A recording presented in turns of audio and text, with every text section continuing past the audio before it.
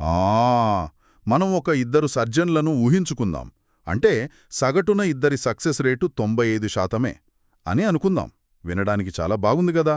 ఒక పేషెంట్గా ఎవరి దగ్గరికైనా ధైర్యంగా వెళ్ళొచ్చు అనిపిస్తుంది. అవును, ఖచ్చితంగా. సగటు 95 అంటే నమ్మకమొస్తుంది. కానీ ఇక్కడే ఒక చిన్న ట్విస్టుంది. మొదటి సర్జన్ ప్రతి నెలా ఖచ్చితంగా 95% సర్జరీలను సక్సెస్ చేస్తాడు. రెండవ సర్జన్ మాత్రం 6 నెలల పాటు 100% సక్సెస్ రేట్తో ఉండి డిసెంబర్లో మాత్రం తను చేసిన ప్రతి సర్జరీని పూర్తిగా ఫెయిల్ చేస్తాడు అనుకుందాం. ఓహో, అంటే మొత్తం 100% ఫెయిల్యూర్ అన్నమాట ఆ నెలలో. కరెక్ట్. కేవలం సగటు ప్రకారం చూస్తే ఇద్దరూ సమానమే. కానీ ఆ డేటా ఏ స్థాయిలో అంటే ఎలా విస్తరించి ఉంది అనే కోణంలో చూస్తే మాత్రం మొదటి వ్యక్తి నమ్మకస్తుడు, రెండవ వ్యక్తి చాలా ప్రమాదకరం కదా. నిజమే. ఇది క్రికెట్లో కూడా చూస్తాం కదా మనం. ఒక బ్యాట్స్మన్ వరుసగా 50-50-50 పరుగులు చేస్తే మరొకరు 0-100 మళ్ళీ 50 చేస్తారు. అదే. ఇద్దరి సగటు 50 అయినా కూడా ఒకరు ఆధారపడదగ్గ ఆటగాడు, మరొకరు ఎప్పుడు ఎలా ఆడుతాడో తెలియని ఆటగాడు. అంటే ఈ సగటు అనేది ఒక్కోసారి చాలా మోసపూరితమైన ముసుగులాంటిదనమాట. ఖచ్చితంగా. ఆ సగటు వెనుక దాగిన తేడాను కొలవడమే అసలైన విషయం. రైట్. అందుకే ఈనాటి మన లోతైన విశ్లేషణలో మనం సరిగ్గా ఈ విషయాన్నే పరిశీలించబోతున్నాం. డేటా ఎలా విస్తరించి ఉందో తెలుసుకునే మెజర్స్ ఆఫ్ డిస్పర్షన్ ప్రపంచంలోకి అడుగు పెడతాం.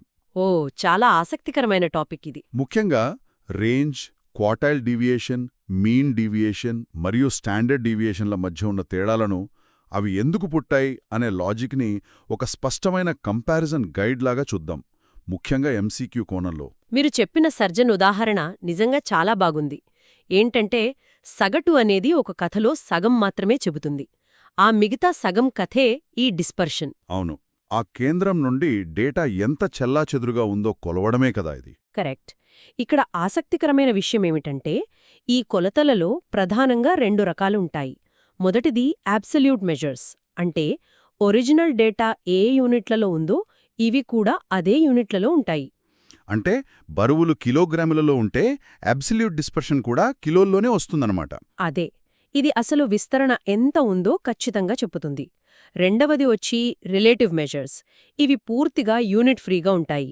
యూనిట్ ఫ్రీ అంటే కిలోలు, మీటర్లు లాంటివి ఉండవా వీటికి? అస్సలు ఉండవు. దాన్ని ఒక స్వచ్ఛమైన సంఖ్యగా లేదా శాతంగా మాత్రమే చెబుతారు. ఇవి ఎందుకు అవసరమో మనం ముందు మాట్లాడుకుందాం. ప్రస్తుతానికి ఈ పద్ధతుల వైపు వెళ్దాం. సరే, ఈ కాన్సెప్ట్ని ఒక్కొక్కటిగా అన్పాక్ చేద్దాం. అత్యంత సులభమైన పద్ధతి నుండి మొదలు పెడదాం. అదే రేంజ్.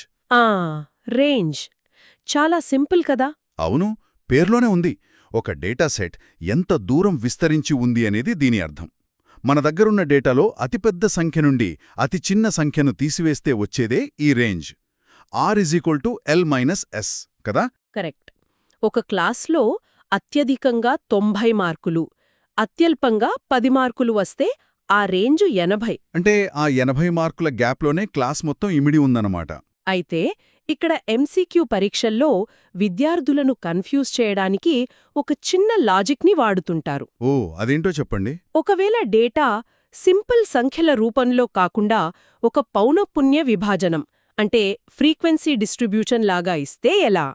అంటే 10 నుండి 20 మార్కులు 10 మందికొచ్చాయి, 20 నుండి 30 మార్కులు 20 మందికొచ్చాయి అని ఇస్తే అప్పుడు రేంజ్ కనుక్కోవడం ఎలా?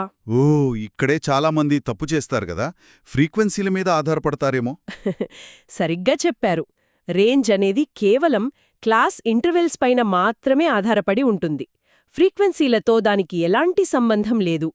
ఆ చివరి క్లాస్ అత్యధిక బౌండరీ నుండి మొదటి క్లాస్ అత్యల్ప బౌండరీ తీసేస్తే సరిపోతుంది. అది లాజికల్గానే ఉందిలేండి. ఎందుకంటే మనం చూస్తున్నది డేటా వెడల్పును మాత్రమే, ఎంతమందున్నారనేది కాదు. కానీ ఇక్కడే నాకో పెద్ద సందేహం వస్తోంది. అడగండి. రేంజ్ కనుక్కోవడం సులభమే, కానీ ఇది కేవలం అంచుల వద్ద ఉన్న విలువల మీద, అంటే ఆ ఎక్స్ట్రీమ్ అబ్జర్వేషన్స్ మీద మాత్రమే ఆధారపడుతోంది గదా. ఇది ప్రమాదకరం అనిపిస్తోంది. ఎలా అంటారు? ఒక ఉదాహరణ చెప్పండి.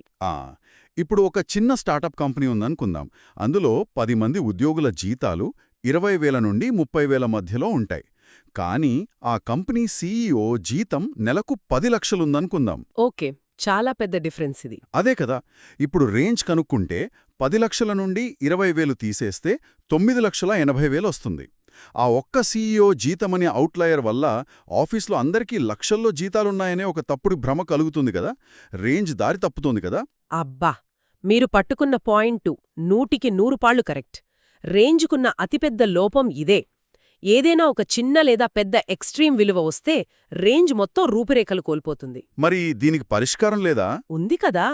ఈ సమస్యను అధిగమించడానికే గణిత శాస్త్రవేత్తలు ఒక స్మార్ట్ పద్ధతిని కనిపెట్టారు. అదే క్వార్టైల్ డీవియేషన్, క్యూడీ అంటారు. దీన్నే సెమీ ఇంటర్ క్వార్టైల్ రేంజ్ అని కూడా అంటారు. ఓహో, ఇదేం చేస్తుంది? క్యూడీ ఏం చేస్తుందంటే, ఈ ఎక్స్ట్రీమ్ విలువల గొడవ మనకొద్దనుకుని డేటాలో కేవలం మధ్యలో ఉన్న 50% విలువల మీద మాత్రమే ఆధారపడుతుంది. అంటే మొదటి 25%, చివరి 25% తీసేస్తుందా? కరెక్ట్. డేటాను చిన్న సంఖ్య నుండి పెద్ద సంఖ్యకు వరుసలో పేర్చినప్పుడు అటూ ఇటూ ఉన్న 25% విలువలను నిర్దాక్షిణ్యంగా వదిలేస్తుంది. అంటే మీ ఉదాహరణలోనే ఆ 10 లక్షల సీఈఓ ఆటోమేటిక్గా ఫిల్టర్ అయిపోతాడు. సూపర్. అప్పుడు మిగిలిన మధ్యస్థ డేటా నిజమైన కంపెనీ పరిస్థితిని చూపిస్తుంది. ఫార్ములా ఏంటి దీనికి? Q = Q3 - Q1/2. ఇక్కడ Q3 మూడవ క్వార్టైల్, Q1 మొదటి క్వార్టైల్. ఓకే. క్యూడీ సురక్షితమైన మిడిల్ జోన్ మీద ఫోకస్ చేస్తుంది కాబట్టి రేంజ్ కంటే బెటర్. కానీ ఒక్క నిమిషం, ఇక్కడ నాకు చిన్న అసంతృప్తి కలుగుతోంది. ఏంటది? అవుట్లయర్స్ని తీసేయటం మంచిదే, కానీ అలాగని ఏకంగా సగం డేటాని చెత్తబుట్టలో పడేయటం కొంచెం బద్ధకంగా అనిపించడం లేదా? మనం ఎంతో కష్టపడి డేటా సేకరిస్తాం. క్యూడీ సగం సమాచారాన్ని వదిలేస్తోంది గదా. ఇది చాలా వ్యాలిడ్ పాయింట్. ప్రతి పద్ధతికి ఒక ట్రేడ్ ఆఫ్ ఉంటుంది. అయితే ఇక్కడ ఎంసీక్యూ పరీక్షల్లో వచ్చే ఒక ముఖ్యమైన పాయింట్ మనం మాట్లాడుకోవాలి.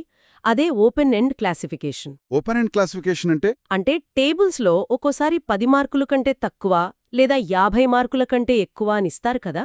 వీటికి ఖచ్చితమైన బార్డర్ లైన్ ఉండదు. ఎక్కడ మొదలవుతాయో ఎక్కడ అంతమవుతాయో తెలియదు. అవును. అప్పుడు రేంజ్ కనుక్కోవటం అసాధ్యం కదా. ఖచ్చితంగా. సగటు కనుక్కోలేము కాబట్టి వేరే కొలతలు కూడా కష్టమే. కానీ క్వార్టైల్ డీవియేషన్కు ఆ మొదటి చివరి 25% డేటాతో పనేలేదు కదా.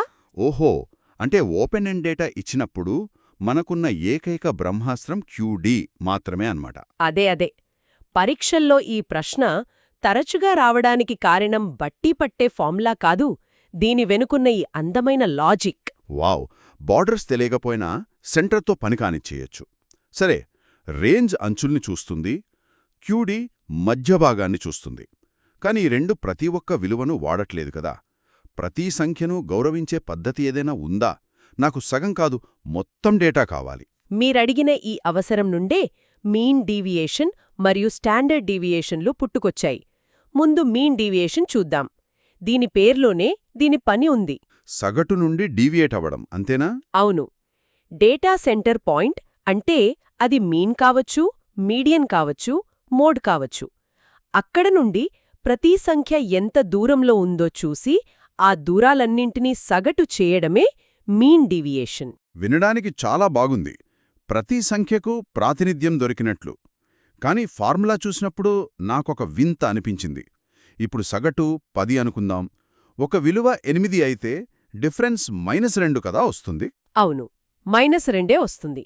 కాని ఈ ఫార్ములాలో ఆ మైనస్లను అబ్జల్యూట్ వాల్యూస్ పేరుతో బలవంతంగా ప్లస్గా మారుస్తున్నారు కదా. గణితంలో ఇలా నచ్చినట్లు గుర్తుల్ని మార్చేయడం ఒక కృత్రిమ గణనలా, ఒక చీటింగ్లా అనిపించడం లేదా? ఖచ్చితంగా. మీరు పాయింట్ని పర్ఫెక్ట్గా పట్టుకున్నారు. గణిత శాస్త్రజ్ఞులు కూడా సరిగ్గా ఇదే కోపం వచ్చింది. ఇలా లాజిక్ లేకుండా మైనస్ను ప్లస్గా మార్చడం అనేది పైస్థాయి విశ్లేషణలకు ఏమాత్రం పనికిరాదు. అంతే మీన్ డీవియేషన్ ఫెయిల్ అయినట్లా? అవును, ఒక ఫెయిల్ అయిన హీరో లాంటిది. అయితే ఇక్కడొక ఎంసీక్యూ ట్రిక్ ఉంది. మీన్ డీవియేషన్ను మీడియన్ ద్వారా లెక్కించినప్పుడు మాత్రమే దాని విలువ ఎల్లప్పుడూ అత్యల్పంగా, అంటే మినిమంగా ఉంటుంది. ఇదొక అద్భుతమైన గణిత ఘర్మం. ఓకే, మీడియన్ వాడుతున్నప్పుడు మినిమం వస్తుంది, కాని ఆ మైనస్ల సమస్య అలానే ఉండిపోయింది గదా. అదే కదా. ఆ లోపాన్ని సహజంగా సరిదిద్దడానికే స్టాండర్డ్ డీవియేషన్ ఎస్డి రంగప్రవేశం చేసింది. ఓహో, అప్డేటెడ్ వర్షన్. మరిది ఆ మైనస్లను ఎలా డీల్ చేస్తుంది? ఇక్కడే అసలైన మ్యాజిక్ ఉందే. ఎస్డి ఆ మైనస్లను బలవంతంగా మార్చదు. దానికి బదులు ప్రతి వ్యత్యాసాన్ని స్క్వేర్ చేస్తుంది. ఒక మైనస్ సంఖ్యను స్క్వేర్ చేస్తే అది ఆటోమేటిక్గా పాజిటివ్ అయిపోతుంది కదా? అబ్బా అవును దదా -3 ఇంటూ -3 +9 అవుతుంది. రైట్. ఆ తర్వాత ఆ స్క్వేర్ చేసిన విలువలన్నింటికీ సగటు గనుక్కుంటుంది. కానీ స్క్వేర్ చేయడం వల్ల డేటా భారీగా పెరిగిపోయింది కదా? దాన్ని తిరిగి మామూలు స్థితికి తీసుకురావడానికి చివర్లో ఆ మొత్తానికి స్క్వేర్ రూట్ చేస్తుంది. వావ్, ఇది బ్రిలియంట్. మైనస్లను సహజంగా ప్లస్లు చేయడానికి స్క్వేర్ చేసి మళ్ళీ బ్యాలెన్స్ చేయడానికి రూట్ చేయడమన్నమాట. జామితిపరంగా ఒక చతురస్రంలాగా మార్చి మళ్ళీ సింగిల్ లైన్ చేయడం లాంటిదిది. కరెక్ట్. అంతేకాదు, ఇలా స్క్వేర్ చేయడం వల్ల ఇంకో ప్రయోజనం కూడా ఉంది. డేటా సగటు నుండి ఏదైనా విలువ చాలా దూరంగా ఉంటే దాన్ని స్క్వేర్ చేసినప్పుడు ఆ దూరం మరింత భారీగా పెరుగుతుంది. అంటే తప్పు చేసేవాళ్ళకి ఇంకా పెద్ద శిక్ష పడినట్లు అన్నమాట. ఎక్స్ట్రీమ్ విలువల ప్రభావం బాగా హైలైట్ అవుతుంది. సరిగ్గా చెప్పారు. అందుకే ఎస్డీని బెస్ట్ మెజర్ ఆఫ్ డిస్పర్షన్ అని అంటారు. ఇక్కడే మనం ఇంకొక పదాన్ని చూడాలి, అదే వేరియన్స్. ఈ రూట్ చెయ్యక ముందు ఉన్న దశనే వేరియన్స్ అంటారు. అంటే ఎస్డీని స్క్వేర్ చేస్తే వచ్చేది సిగ్మా స్క్వేర్. ఓకే, దీనికి కూడా ఏదైనా షార్ట్కట్ ఉందా ఎగ్జామ్స్కి? ఉంది కదా. ఎంసీక్యూ కోణంలో మొదటి n సహజ సంఖ్యల వేరియన్స్ కనుక్కోవడానికి ఫార్ములా n² - 1/12. ఇది తెలిస్తే సెకండ్లలో సాల్వ్ చేయొచ్చు. భలే చెప్పారు. స్టాండర్డ్ డీవియేషన్ వెనుక ఉన్న థియరీ అద్భుతం. సరే, ఇప్పుడు ఒక ప్రాక్టికల్ సమస్య చూద్దాం. ఒక కాలేజీలో అందరూ కష్టమైన పరీక్ష రాశారు. ప్రొఫెసర్ గారికి జాలి వేసి అందరికీ 5 గ్రేస్ మార్కులు కలిపారనుకుందాం. ఓకే, అందరికీ 5 మార్కులు. ఇప్పుడు నా ప్రశ్న ఏంటంటే, ప్రతి విద్యార్థి మార్కులకు ఒకే సంఖ్యను కలపడం వల్ల ఆ తరగతి మార్కుల విస్తరణ ఏమైనా మారుతుందా? ఇక్కడే ఒక ఫ్యాసినేటింగ్ కాన్సెప్ట్ ఉంది. ఏమాత్రం మారదు. దీన్నే మ్యాథ్స్లో independent of change of origin అంటారు. పునాది మారినా విస్తరణ మారదంటారా? ఎలా? ఒక టేబుల్ మీద 5 యాపిల్ పండ్లు ఒక క్రమంలో ఉన్నాయి అనుకుందాం. వాటి మధ్య 5 సెంటీమీటర్ల గ్యాప్ ఉంది. ఇప్పుడు ఆ టేబుల్ మొత్తాన్ని 10 అడుగులు కుడివైపుకు జరిపాము. యాపిల్ పండ్ల మధ్య ఉన్న గ్యాప్ పెరుగుతుందా? పెరగదు కదా, అవి అలాగే ఉంటాయి. అదే లాజిక్ ఇక్కడ కూడా. ప్రతి విలువకు ఒకే సంఖ్యను కలిపితే డేటా మొత్తం ఒకేసారి షిఫ్ట్ అవుతుంది తప్ప వాటి మధ్య ఉన్న స్ప్రెడ్ మారదు. కాబట్టి ఆర్, క్యూడీ, ఎండీ మరియు ఎస్డీ ఈ 4 కూడా కలపడం వల్ల లేదా తీసివేయడం వల్ల ఏమాత్రం మారవు. టేబుల్ అనాలజీ పర్ఫెక్ట్గా సరిపోయింది. సగటు మారుతుంది కానీ డిస్పర్షన్ మారదు. సరే ప్రొఫెసర్ గారు, ఆ 5 మార్కులు కలపడానికి బదులు అందరి మార్కులను డబుల్ చేస్తే ఏమవుతుంది? ఓ, అప్పుడు కథ పూర్తిగా మారిపోతుంది. అందరి మార్కులను రెట్టింపు చేస్తే అప్పుడు డిస్పర్షన్ కూడా రెట్టింపవుతుంది. దీన్నే చేంజ్ ఆఫ్ స్కేల్ పైన ఆధారపడటం అంటారు. అంటే గుణించినా భాగించినా డిస్పర్షన్ మారుతుందన్నమాట. అవును, సరిగ్గా అదే మోతాదులో మారుతుంది. అయితే ఒక ట్విస్ట్ ఉంది. ఈ మార్పు ఎప్పుడూ అబ్సల్యూట్ వాల్యూతోనే ఉంటుంది. ఒకవేళ డేటాను -2తో గుణించామనుకోండి, డిస్పర్షన్ అనేది +2తోనే గుణించబడుతుంది. ఎందుకంటే డిస్పర్షన్ అంటే కొలత కదా, దూరం ఎప్పుడూ మైనస్లో ఉండదు కదా. కరెక్ట్. మనం వెనక్కి నడిచినా సరే ప్రయాణించిన దూరం పాజిటివ్గానే లెక్కించబడుతుంది. ఈ పాయింట్ చాలా ఇంపార్టెంట్. సరే, ఇప్పటివరకు విడివిడిగా మాట్లాడుకున్నాం. కానీ ఈ 4ంటి మధ్య ఏదైనా సంబంధం ఉందా? అంటే ఏదన్నా యూనివర్సల్ బ్లూప్రింట్ లాంటి రూల్ ఉందా? ఖచ్చితంగా ఉంది. డేటా అనేది ఒక అందమైన గంట ఆకారంలో అంటే నార్మల్ డిస్ట్రిబ్యూషన్లో ఉంటే అప్పుడు ఈ కొలతల మధ్య ఒక అద్భుతమైన సంబంధం ఏర్పడుతుంది. అదేమిటంటే 4SD = 5MD = 6QD. 4SD 5MD 6QD వినటానికి రైమింగ్లో ఉంది. కానీ ఈ నెంబర్స్ ఎందుకొచ్చాయి? ఎందుకంటే క్యూడీ అనేది సగం ఎక్స్ట్రీమ్ విలువలను వదిలేస్తుంది కదా, దాని పరిమాణం సహజంగా చిన్నగా ఉంటుంది. అదే ఎస్డీ ఎక్స్ట్రీమ్స్ను కలుపుకుని స్క్వేర్ చేస్తుంది కాబట్టి భారీగా స్ట్రెచ్ అవుతుంది. ఓహో, అంటే ఎస్డీ ఎప్పుడూ పెద్దగా ఉంటుంది, క్యూడీ చిన్నగా ఉంటుందన్నమాట. అవును. అందుకే ఆ బ్యాలెన్స్ సరిపోవాలంటే 4 ఎస్డీలు కలిస్తే వచ్చే బరువు 6 చిన్న క్యూడీలకు సమానమన్నమాట. ఎంసీక్యూ పరీక్షల్లో కేవలం ఎస్డీ ఇచ్చి క్యూడీ కనుక్కోమంటే ఇట్టే కనిపెట్టేయొచ్చు. వావ్, అంటే మొత్తం డేటా వెతకాల్సిన పనే లేదు. సరే, ఇప్పుడు నాకు ప్రాక్టికల్ ఛాలెంజ్ ఎదురైందనుకుందాం. నేను ఎస్డీ వాడి ఒక ఏనుగుల గుంపు బరువుల విస్తరణను కనుక్కున్నాను. అది కిలోల్లో వచ్చింది. ఇంకోవైపు ఎలుకల గుంపు బరువులు గ్రాముల్లో కనుక్కున్నాను. ఓకే, 2 వేర్వేరు స్కేల్స్ అన్నమాట. అవును, ఇప్పుడు ఈ రెండింటిలో ఏ జంతువుల బరువుల్లో స్థిరత్వం ఎక్కువగా ఉందో పోల్చి చూడాలంటే ఎలా? కిలోలను గ్రాములతో ఎలా పోలుస్తాం? భలే ప్రశ్నడిగారు. ఇక్కడే మనం మొదట్లో అనుకున్న రిలేటివ్ మెజర్స్ పనికొస్తాయి. ఇలాంటి భిన్నమైన ప్రపంచాలను పోల్చటానికి మనం కోఎఫిషియెంట్ ఆఫ్ వేరియేషన్ అంటే సివిని ఉపయోగిస్తాం. దీని ఫార్ములా ఏంటి? చాలా సులభం. స్టాండర్డ్ డీవియేషన్ని ఆ గ్రూప్ మీన్తో భాగించి 100తో గుణించాలి. సిగ్నా బై మీన్ ఇంటూ 100 అన్నమాట. సగటుతో భాగించినప్పుడు కిలోలుగాని గ్రాములుగాని క్యాన్సిల్ అయిపోయి స్వచ్ఛమైన శాతం మిగులుతుంది. అబ్బా! అంటే ఇది యూనిట్లను మాయం చేసే యూనివర్సల్ ట్రాన్స్లేటర్లా పనిచేస్తుందన్నమాట. అప్పుడు ఎవరి సివి తక్కువగా ఉంటే వాళ్ల డేటా మరింత స్థిరంగా ఉన్నట్లు ఖచ్చితంగా చెప్పొచ్చా? పర్ఫెక్ట్. సివి తక్కువగా ఉంటే స్థిరత్వం ఎక్కువ. ఉత్పత్తుల నాణ్యతగాని క్రీడాకారుల ఆటతీరుగాని పోల్చటానికి దీనికి మించిన సాధనం లేదు. గ్రేట్! ఈ కాన్సెప్ట్స్ అన్నీ ఒకసారి సంగ్రహిద్దాం. రేంజ్ అనేది కేవలం డేటా సరిహద్దులను చెప్తుంది, మధ్యలో ఏముందో పట్టించుకోదు. దాన్ని సరిచేయడానికి క్యూడీ వచ్చింది. ఇది మధ్యస్థ 50%పై దృష్టి పెడుతుంది, ఓపెన్ ఎండ్కి బాగా పనిచేస్తుంది. అవును. ఆ తర్వాత ఎండి డేటాలోని ప్రతి విలువను వాడినా మైనస్ల సమస్యతో వెనుకబడింది. రైట్. చివరగా ఎస్డి జ్యామితిపరంగా లోపాలు లేకుండా డీల్ చేసే రారాజు మరియు సివి ద్వారా భిన్నమైన యూనిట్లు సులభంగా పోల్చవచ్చు. అంత క్లియర్? సారాంశం అద్భుతంగా చెప్పారు. అయితే ముగించే ముందు ఒక ఫిలసాఫికల్ ఆలోచన పంచుకోవాలి.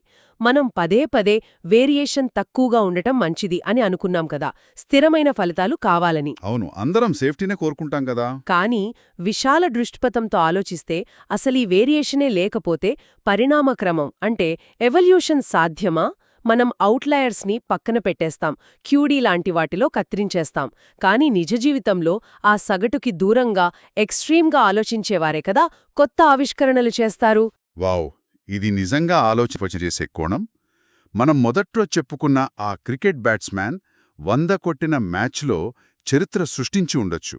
స్థిరత్వం, భద్రత ఇస్తుంది, కానీ వేరియేషన్ మనకు కొత్త ప్రపంచాలను చూపిస్తుంది కదా. అవును, అదే నా ఉద్దేశ్యం.